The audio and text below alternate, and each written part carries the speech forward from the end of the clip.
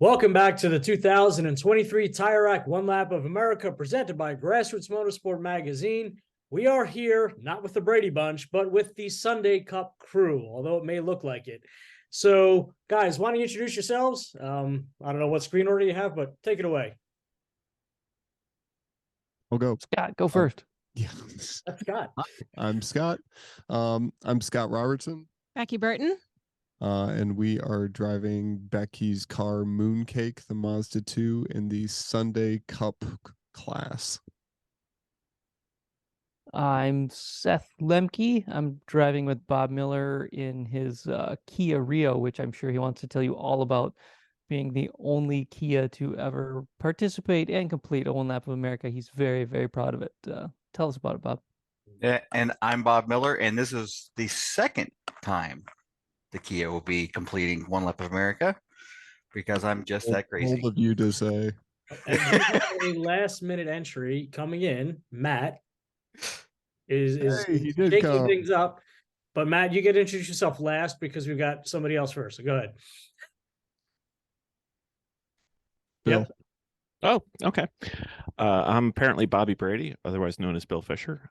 We are here to represent a team that has the never before raced Honda Fit in Sundae Cup. So no one's ever had one of those before. So we thought we'd try it out and see what it's like.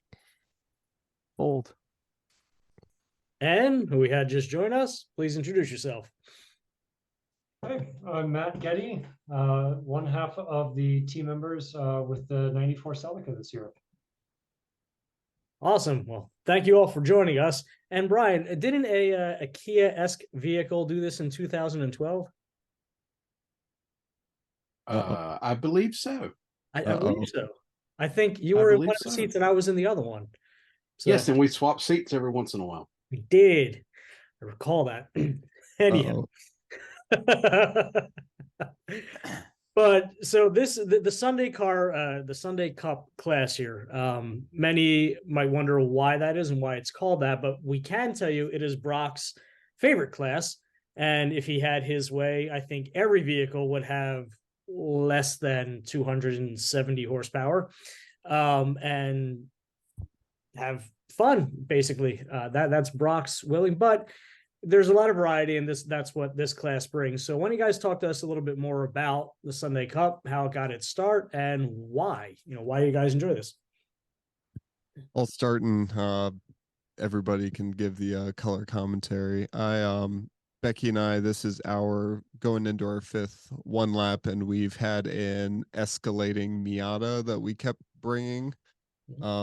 We brought it when it was completely stock. We brought it when it was stock power with suspension. And then we brought it when it was a full on stupid race car. And it was a whole lot of fun. But that last time when we brought it, that was right in 2021, right after the No Lap of America year. And everybody seemed like they were trying really hard that year. And I'd been following the one lap for decades before. My dad and I had planned on doing it in 2002 in one of the country's first neon SRT4s. And it wasn't, I never wanted to do it to try to win or to try to just try hard, to compete. That's part of it for sure. But we certainly wanted to do it because it was an adventure, because we got to go to tracks that we've never been to before and probably would never go to otherwise. And obviously it was also these ridiculous human beings that we get to laugh and point at as we pass each other on the highway. And so after 2021, when we survived and the Miata survived that trip, and just seeing again, the escalation of cars and professional drivers that were being brought in, we decided to kind of go punk rock and kind of go the other way. And so Becky had this Sundae Cup car, this Mazda 2 that maybe makes 85 horsepower, but knock on everything, it's pretty reliable but a ton of fun. And a lot of us run with Grid Life anyway. So Grid Life sponsored us last year and this year to have a Sundae Cup class. So we have our own sub rule set to the One Lap of America. And we compete with ourselves and we pride ourselves on trying to have the most fun out of anybody. Fair enough. All right. Anybody else want to chime in? Unlike Scott, I started, this is going to be my 7th one lap in the last 9 years. I started with a 550 horsepower Cadillac station wagon. And I really did one lap purely because I bought the car and a friend of mine said, that would be the ultimate one lap car. And I said, you're right, I should do that. And that was my entry into one lap. And since then, I've been de-escalating because I realized that going 140, 150 miles an hour on a racetrack in 3-point seatbelts is not my jam. So every time I have done one lap, I have gone in a slightly slower car until I found what I think is my comfort zone, which is a Kia Rio, which can almost get out of its own way on a good day. And I think that's a way to go have a ton of fun in one lap. And if you do it with someone that you actually like as a human being, like my friend Bob, it's great. Oh, you're gonna make me cry. Adorable. All right, Bob. So do you like your other fellow human being here? And do you share the sentiment? Well, I mean, it's we are 2 weeks apart in age, and we both grew up in the Midwest, so there's never a shortage of things to talk about. And I mean, Seth, everyone who's met Seth knows he's an amazing human being as well. So this year I put the effort into making the car quieter and more comfortable. So we're going to be the luxury Sunday car. So that's make it a little easier on us to talk back and forth. Because I remember last year, after about 7 hours of talking over the muffler, my throat was a little hoarse and there wasn't enough drink to make it go away. So yeah, we're gonna be the comfortable car for these guys. If anybody needs a ride, you know, and a nice, quiet, comfortable, stretch your legs out, Scott, kind of car, you know, just let us know. I Come into our RV, which is what we're taking, so you can do that. I think we might win. My car is completely stock this year, 100%. You gonna that's do just cheating. GT too? What? You gonna do stock GT? Whatever Brock wants to put us in. I mean, it's part of the calculus. You know, we ran the S2000, so like first year, you know, brought the S2000, tracked, and we're slow, and came back a few years later with a supercharger and was slow, even slower proportionally, because you know everyone just got faster and faster. Yeah, the funny part is I think the Celica with probably a third as much horsepower is in the same class as the S2000. So, you know, we'll be in the same position. Nice. So, Brian, you want to go ahead? Yeah, I've got an interesting question for Scott. So, Scott, how does one become a Presbyterian minister, then a yacht restorer, get his captain's license, a carpenter, and end up a race car driver? You forgot he's a professional water skier. Yep. Oh, I forgot about that. It's just my life, man. I've done things and I've been places. Scott's so cool. Sounds like a bad. When I grow up, I want to be like Scott. Yeah. No, basically just, you know, whatever's been next has been what's next. Coming out of college, yeah, I went down to Florida and became a water skier for a couple of years because of course that's what you do. And then I became a high school English teacher because you don't make a whole lot of money being a water skier. And did that for a couple of years until felt like I needed to go to seminary. So I went to seminary and got my master's in divinity, which sounds very fancy, which took 3 years. Then the 2 years nobody talks about, while I was looking for a position, I was sold pots and pans. Then I became a minister for a couple years. Felt like I just needed to get out of it, and went to work at a yacht restoration company. And then after that, not a great working environment. Basically, one of my friends is a very talented carpenter, and he's like, "Hey, come work with me, and I'll teach you things, and we'll hang out."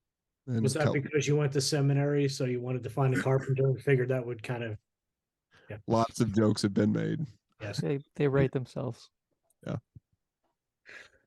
Okay. So one lap centric question. What track are you guys looking forward to the most this year?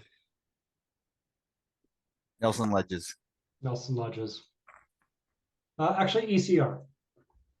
Road Atlanta. It's the only one I've been on. Nice. I do want to do the full course. Are we doing the full course of it at NTM again? Yes. Because that track in the full configuration is so big and so hard to remember that I always feel like I'm someplace special because I'm usually lost. My first time there, I was at turn 14, and I'm like, I knew this track cold, solid. Then I realized there's 20 something turns, not even halfway. Bummer. Yeah. It can be very confusing. I remember sort of the first time being out at in Utah at Miller Motorsport Park feeling the same way, because you get to the back section and you go down the little chute there and you're like, what's next? Yeah, very, very similar in that regard. Yeah, and that's where Brock Sr. I think gave me the best piece of advice. This was back in 2007, I think, because first time we had been there, I think first time most people have been there, and I was sort of unsure about it, and I was in this big heavy Charger, and he said, "Well, if it's paved, use it. If it looks like it should be paved, try and use it. See if it works out." So we did. We got around. So that was good advice. What are some of the bigger challenges that you're anticipating this year? It's a similar route to last year. And obviously, we've seen in the years past, anything can happen, especially on the transits. I know we've had one car that didn't come back in the same shape. So what are some of the challenges that you're anticipating this year? Our issue as a group is we are always the last group or second to last group that runs.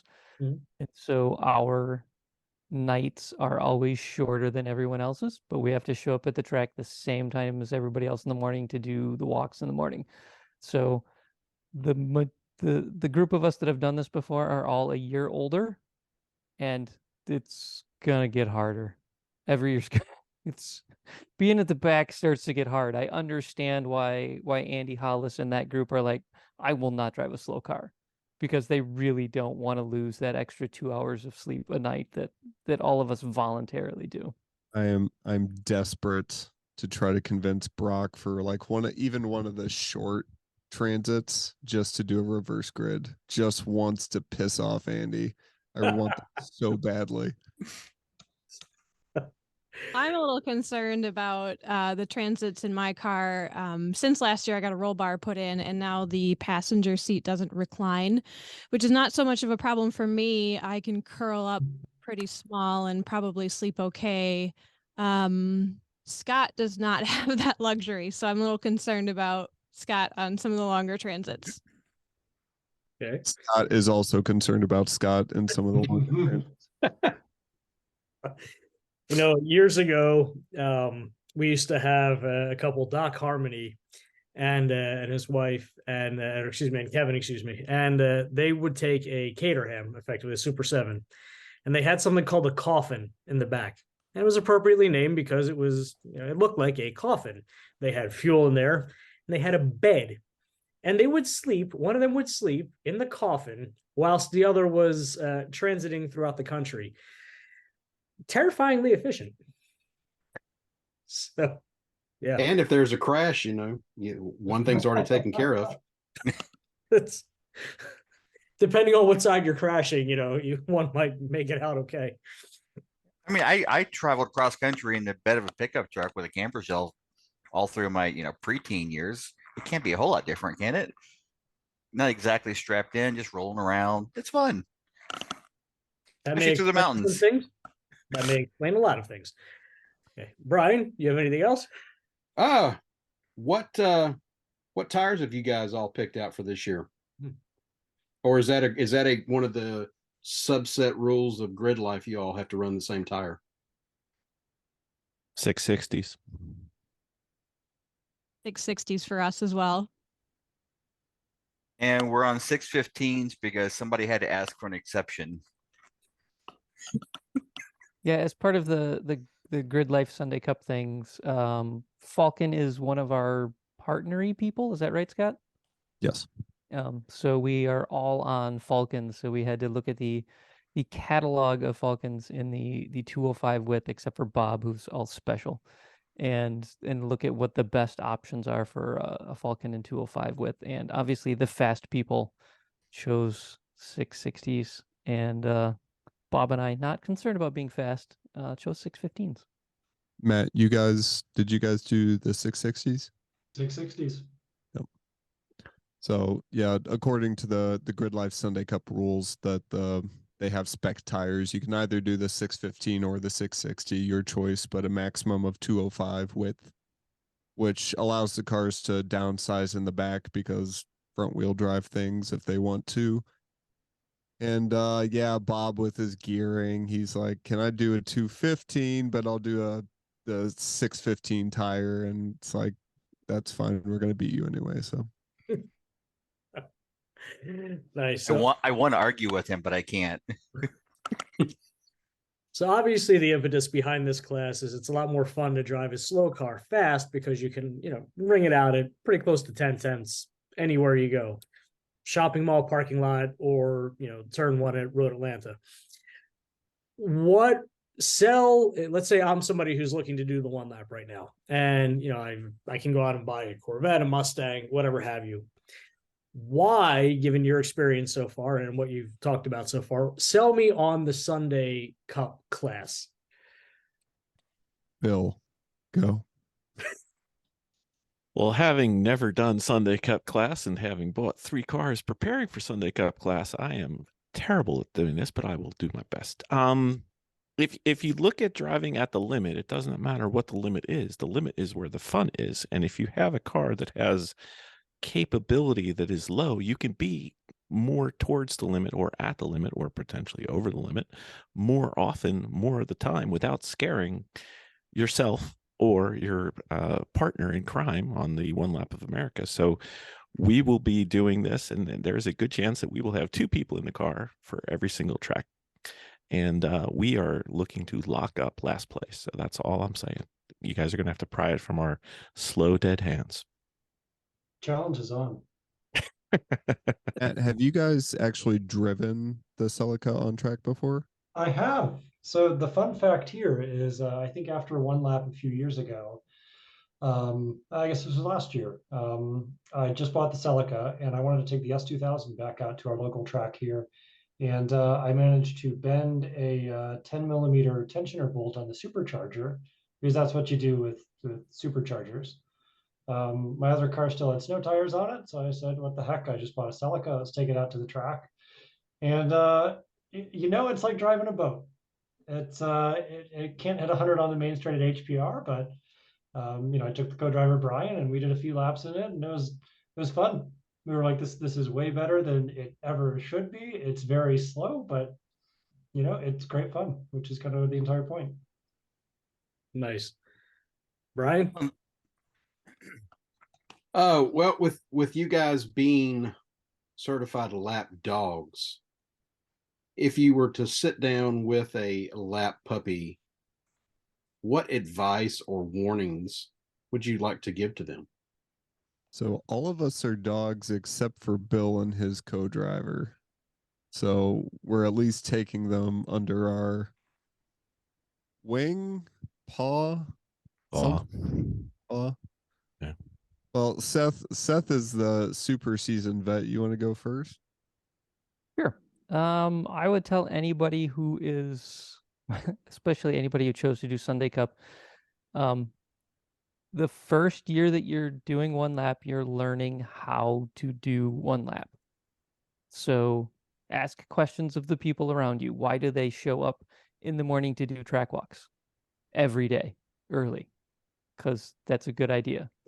Why do they pack up fast at the end of the day and get on the road? Why do they do certain things? Because all the fast teams have habits that are all about the same, and there's a reason for them. And so they've learned how to one lap well, which is different than driving well. Driving fast is a different skill than one lapping well. And once you learn to one lap well, then the event goes better, and then you can learn to drive. Then you can drive fast better and do the event better. So latch on to a lapdog and go, why are you guys doing that?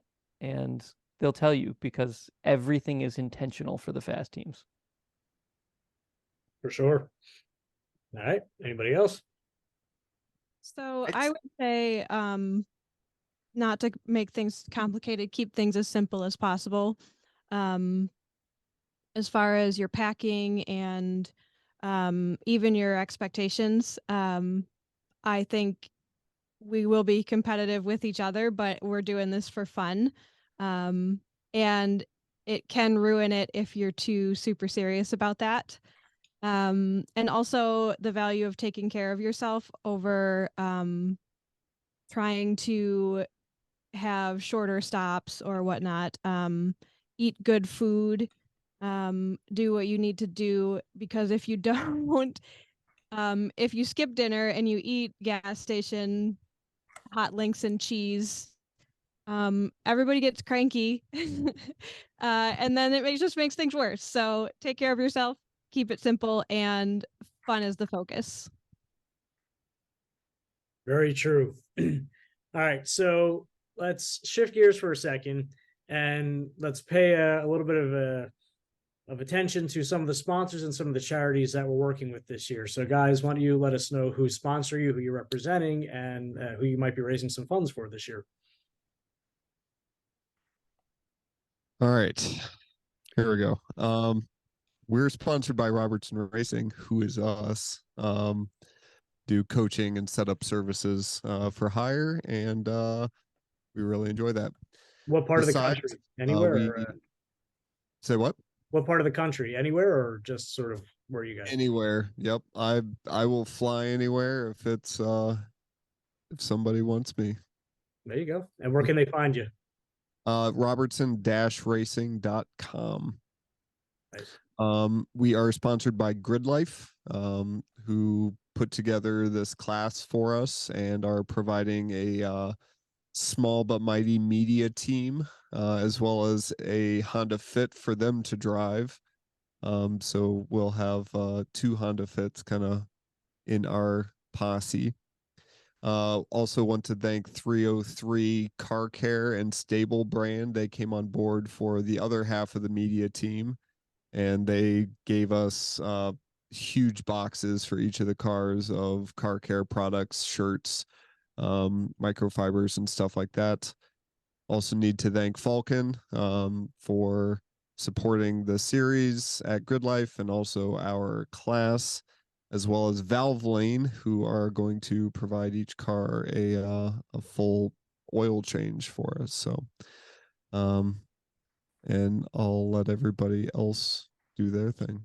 Oh yeah, and the American Brain Tumor Association that we do in honor of my dad, who kind of got us into this thing and died of a glioblastoma 9-10 years ago now. And yeah, that's very good as well. And obviously, as you said, Grid Life, right? Because they're sponsoring the whole class there. Absolutely. Sure. Yeah. Who else do we have? I want to thank Racers Oil Analysis Resource, which is make sure Bob gets a shout out there. Bob runs a small company that does oil analysis specifically for racers and the needs that racers have with their cars. He's a great guy to talk to about it. He knows more about oil than any reasonable person should. And also the Track Walking podcast, which is what Scott and I do in our free time, and we will be recording podcasts over the course of one lap. So if you want to be as famous as Scott and I are, you just have to track us down, and we'll record a podcast with you and make you equally famous through our amazing listenership. Do you get headphones when you're recording? Absolutely. Nice. I'm in.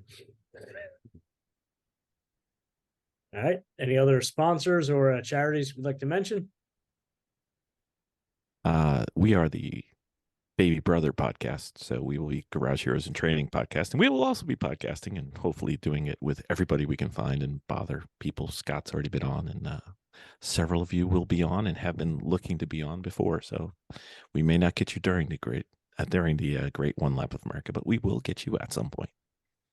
And with that lovely threat, let's finish off with one more question here. So, what is the craziest experience you've had on the one lap thus far? Mine's easy. I spun a car into a wall in St. Louis. Whose car? And Brian DeFries, it was not my car, it was Brian DeFries's car. Spun a car into a tire wall, and was not only able to fix the car, I was actually able to fix the air conditioning in the car by replacing the condenser the next day at the racetrack so that we had air conditioning to continue the whole rest of the week on. And that made me feel like a terrible driver and an amazing mechanic. Fair I enough. think craziest thing that we did was, for me, the first year when we went in the Miata. We didn't have our little trailer behind us. I didn't even really know what the One Lap of America was, to be honest. Had no idea what I was getting myself into, and that was the hottest and driest year that we've done so far. And it was miserable.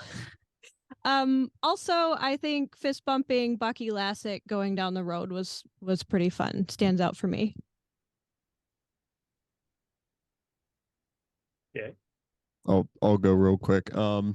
Yeah, besides holding Texas Dave's hand while driving down the highway, the last year we took the Miata was special and hard in all sorts of ways because we had been involved in a wheel-to-wheel incident less than 2 weeks before the start of the event. So the night before tech and registration, Becky and I were up until 3 or 4 in the morning checking out the car. Car did not check out, and we showed up to the hotel with my car and Becky's car, not knowing which car was going to compete. And it turned out all right. We killed a wheel bearing and had to drive some extra few hours by the graces of a fellow one lapper. Were able to pick up a suitable replacement because we brought a race car and you can't find replacement parts that easily. So that was good. All right. Next up. I think for me it was 2018, my first year with Tim Miller, rolling into the hotel at 3 a.m. in Texas because last car is out, and getting verbally yelled at by some small town Texas sheriff who told me to turn off my bright lights and slow down, which had me really confused because I'd already been driving for 2.5 hours and I'm tired and I don't know what he's talking about. And then I realized after he pulls away that it was the entire Toyota crew had caught us at the stoplight, and they were the ones that were going above the speed limit with all their bright lights on. So yeah, that was an interesting moment for me to try to figure out why I'm getting yelled at by a sheriff's officer for going the speed limit. I think yours is funny, Bob. I've got a few, but I'll tell one that I don't know how many of you have heard.